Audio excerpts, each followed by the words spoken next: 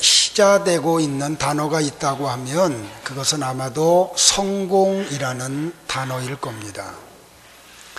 근데 신앙생활에도 이 단어를 우리가 적용을 하면 우리가 어떻게 하면 이 세상에 살아가는 이 짧은 세월 동안 신앙생활의 성공자가 될 수 있을까? 우리가 이 땅에 살면서 많은 어려움을 만나기도 하는데 그 어려움 앞에서 쓰러지지 아니하고 믿음의 순례의 길을 온전히 마칠 수 있는 길이 과연 있을까? 죄송합니다. 물론 성공이라고 하는 단어에 대한 우리 정의가 먼저 이루어져야 되겠죠. 제 개인적으로 생각할 때 신앙생활의 성공이란 하나님과의 관계가 온전한 상태를 말한다고 생각을 해요. 하나님과 굉장히 친밀하게 하루하루를 보내요.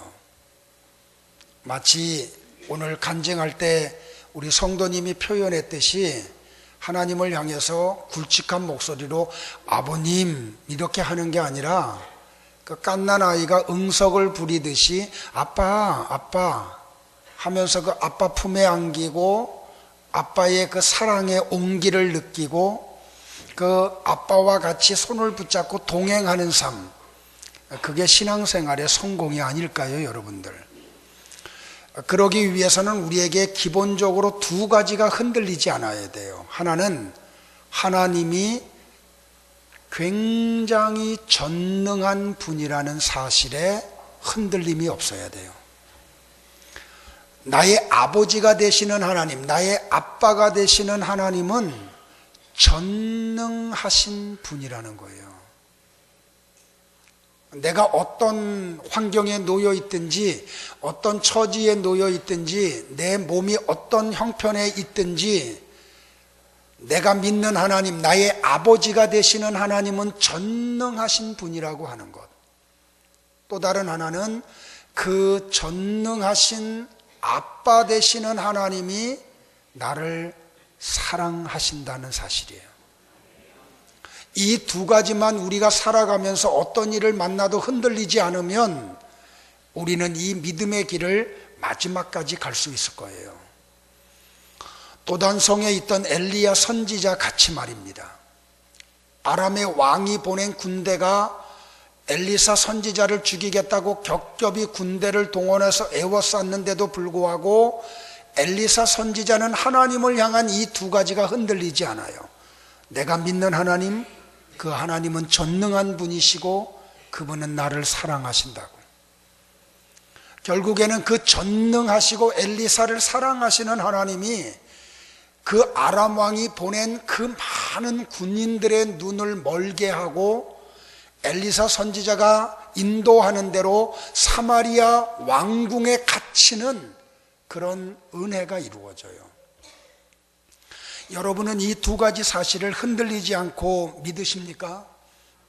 내가 믿는 하나님은 전능하신 분이시고 그분은 나를 누구보다도 사랑한다는 사실을 말입니다. 그렇다고 하면 두라 평지에 금신상을 세워놓고 그 앞에 절을 하지 아니하면 풀무불 속에 던져서 화장시키겠다고 하는 느부갓네살 왕 앞에 흔들림이 없었던 사드락과 메삭과 아벳느고와 같이 하나님이 원하는 믿음의 길을 걸어갈 수 있을 거예요. 이 세 청년을 너무너무 왕이 사랑을 해. 그래서 이 청년을 불러가지고 회유를 해요. 왜 그러느냐고, 내가 내린 명령이 아니냐고, 내가 너희들을 얼마나 아끼는지 모르느냐고, 그냥 형식적으로라도 머리 한번 숙이라고.